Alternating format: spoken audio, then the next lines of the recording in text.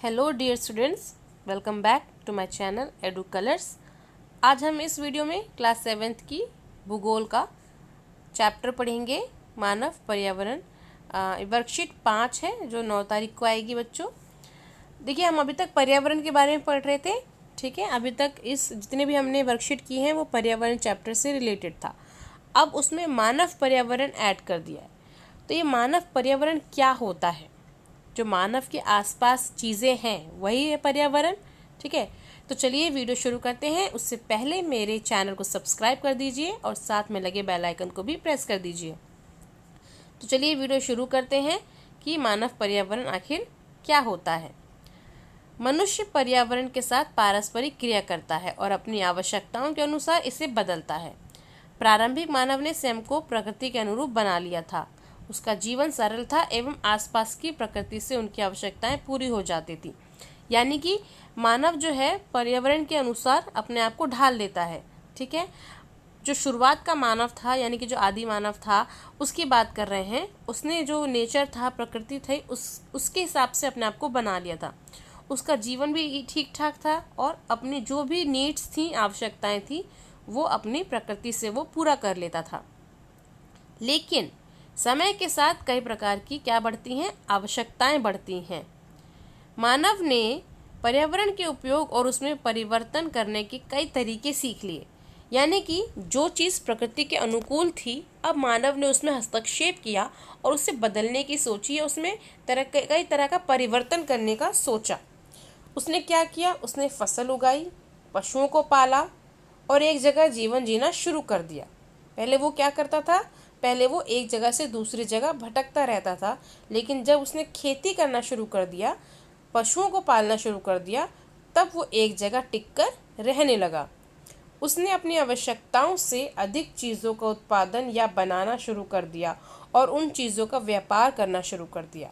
यानी कि जब उसने अपनी आवश्यकताओं से रिलेटेड चीज़ें बनाई, मान लीजिए उसको 4 गिलास चावल की ज़रूरत है, लेकिन उसने चावल की खेती की और उसके पास 4 की जगह 10 गिलास चावल आ गए, ठीक है। तो उसके यूज़ के लिए सिर्फ 4 है और बाकी का जो 6 गिलास चावल है वो बच गया।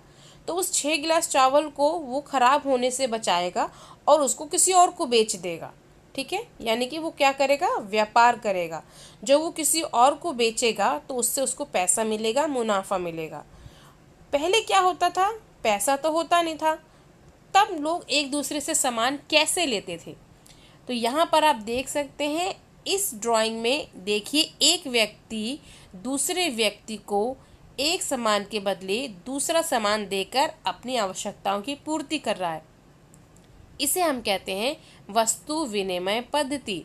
यानी कि जब वस्तुओं की अदला बदली होती थी और धन नहीं होता था, तब वस्तुओं का लेन देन करके वस्तुओं को खरीदा जाता था। लेकिन कुछ समय बाद फिर मुद्रा यानी करेंसी आ गई और वस्तु विनिमय की जगह अब पैसे ने ले ली। यानी कि जो पहले वस्तुओं से सामान एक दूसरे से अदला बदली की जाती थी, अब उसकी जगह पैसे से सामान खरीदा जाने लगा, जिससे वस्तु विनिमय की जो प्रणाली की जो समस्या थी वो दूर हो गई। आजकल तो क्या हो गया है? आजकल प्लास्टिक मनी आ गई है। प्लास्टिक मनी किसे कहते हैं? यानी कि डेबिट कार्ड और क्रेडिट कार्ड। यानी कि ऑनलाइन पैसे भी ट्रांसफ़र हो जाएंगे, एक कार्ड से पैसा भी निकल जाएगा और चला जाएगा। तो ये सब चीज़ें जो हैं वो आजकल के दौर में हो रही हैं, जो कि मानव ने ही की हैं अपने पर्यावरण को और अच्छा बनाने के लिए, अपनी आवश्यकताओं की पूर्ति के लिए। मानव ने अन्य लोगों के संपर्क में आना शुरू कर दिया और अपनी सुविधा और विभिन्न उद्देश्यों के लिए उसने खुद का एक वातावरण बना लिया। अब आप यहाँ देखिए, खुद का उसका एक वातावरण, ये मानव है और उसके आसपास का पर्यावरण देखिए, जो उसके लिए ज़रूरी है आजकल। उसके लिए क्या ज़रूरी है? एक व्यक्ति ज़रूरी है, जो शायद डॉक्टर भी हो, टीचर भी हो, कुछ भी हो सकता है। एक मोची भी उसके लिए ज़रूरी है। एक राजनीतिक स्थिति का मतलब है कि वो जिस जगह रह रहा है उस जगह का नाम है, जिस देश में वो रह रहा है उस देश का नाम है और उस देश की नागरिकता उसको मिली हुई है और उस देश को एक सरकार चला रही है। तो उससे भी उसकी पहचान है, उसकी आइडेंटिटी है, जो कि उसके लिए ज़रूरी है। परिवार, परिवार बहुत ज़रूरी है। परिवार के बिना मनुष्य का क्या अस्तित्व है? कोई अस्तित्व नहीं है। आजकल सबका धर्म भी है, सब अलग अलग धर्मों से जाने जाते हैं, ठीक है। लोगों के पास अपनी ज़रूरतों के लिए बैंक भी है, ठीक है। बच्चे विद्यालय भी जाते हैं, टीचर पढ़ाने जाती हैं, जो कि ज़रूरी है। और आपका समुदाय, यानी कि आप जहाँ रहते हैं वो समाज, आपके पड़ोसी, आपके मित्र, आपको जानने वाले लोग, विभिन्न विभिन्न तरह के लोग जो आपकी आवश्यकताओं की पूर्ति करते हैं, वो समुदाय में ही आते हैं। तो ये पूरा क्या है? ये पूरा मानव का एक पर्यावरण है, जिसके बिना वो नहीं रह सकता, और ये उसके आसपास उसने खुद क्रिएट किया है, बनाया है। अब यहाँ पर हम आते हैं, 2 एक्टिविटी दी हुई है, एक तरह से आपको सोचना है कि जब कोरोना महामारी आई तो उस समय लॉकडाउन लगा दिया गया था संपूर्ण भारत में।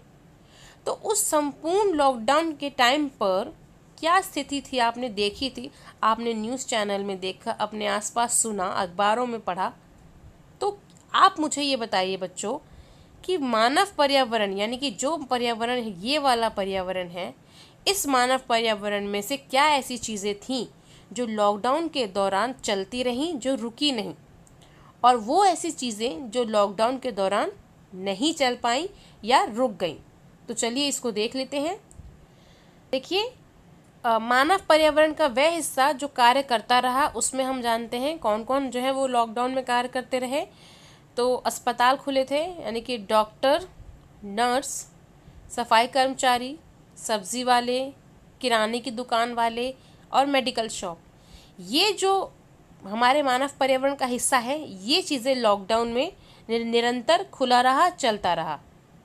जबकि मानव पर्यावरण का वह हिस्सा जो कार्य नहीं कर पाया इस लॉकडाउन में, वो थे जैसे स्कूल, जिम, मजदूर अपने काम पर नहीं जा पाए, कपड़ों की दुकानें, बिजली का काम करने वाला कोई व्यक्ति, ठीक है। तो आप इसमें और भी चीज़ें ऐड कर सकते हैं। तो ये जो चीज़ें हैं क्रियाकलाप की, वो चीज़ें जो लॉकडाउन के दौरान चलती रहीं, और वो कार्य जो लॉकडाउन के दौरान नहीं चल पाए, उनकी हमने सूची बना दी है।